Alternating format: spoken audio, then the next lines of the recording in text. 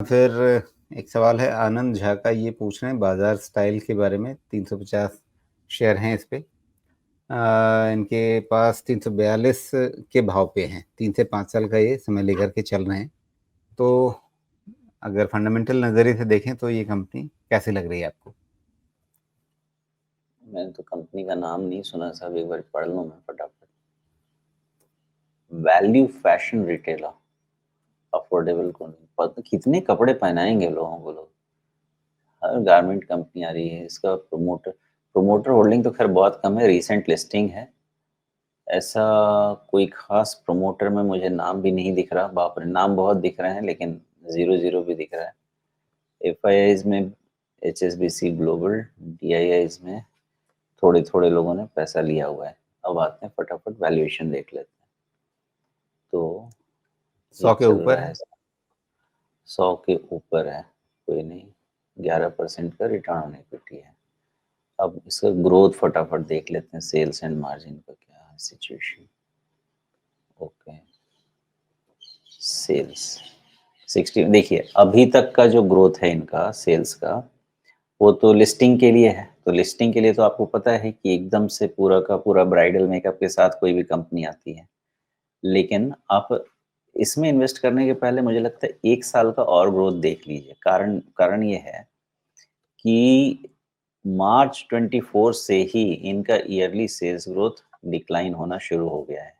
अगर इनके डेटा को आप थोड़ा और पीछे जाके देखें तो मार्च 21 में 32% नेगेटिव सेल्स ग्रोथ था, मार्च 22 के एंड पे 29% पॉजिटिव ग्रोथ था, और 23 मार्च 23 चूंकि आईपीओ लेना है तो वहाँ पे तो आपके पास सेल्स ग्रोथ होगा ही, हो स्टॉक एंड ट्रेड ये सब क्या क्या करके होता है भगवान जाने। तो वो 43% उधर है आपके पास, 23%। तो इसका एक रीजनेबल ग्रोथ मान के चलना चाहिए कि 20% का सेल्स ग्रोथ कर सकती है। रीजनेबल मैं कह रहा हूँ। अब 20% का सेल्स ग्रोथ, आप उसके आसपास का प्रॉफिट ग्रोथ मान के चले। तो अगर मान लीजिए कि हाई ग्रोथ कंपनी की कैटेगरी में 20-25% के कैटेगरी में डालना है और स्मॉल कैप में डालना है, तो भी मैं समझूं कि 50 टाइम के ऊपर तो देना मुश्किल है मेरे लिए वैल्यूएशन। तो 113 पे मेरा तो मन नहीं मानता भाई साहब। तो वैल्यूएशन के हिसाब से तो मुझे दिक्कत है, और बाकी कंपनी का डीप मुझे पता नहीं, इसलिए जितने नंबर्स मुझे दिखे उसके हिसाब से मैं बता दे रहा हूँ। बाकी अगर अब आप ये मान लें कि 100 टाइम्स आप किसी को वैल्यूएशन दे रहे हैं और वो कंपनी अगर 50 टाइम का ग्रोथ मेंटेन कर लेती है, 100 टाइम्स, इसकी कोई दिक्कत नहीं, 2 साल में आपका वैल्यूएशन कैचअप हो जाएगा।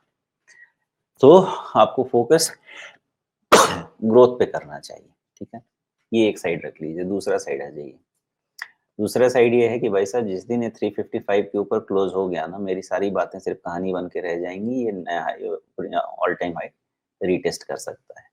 तो अगर 355 के ऊपर क्लोज हो गया तो फिर ऑल टाइम हाई लो जो है इसका 305 के आसपास का, वो आपका सपोर्ट है, that is the risk management level.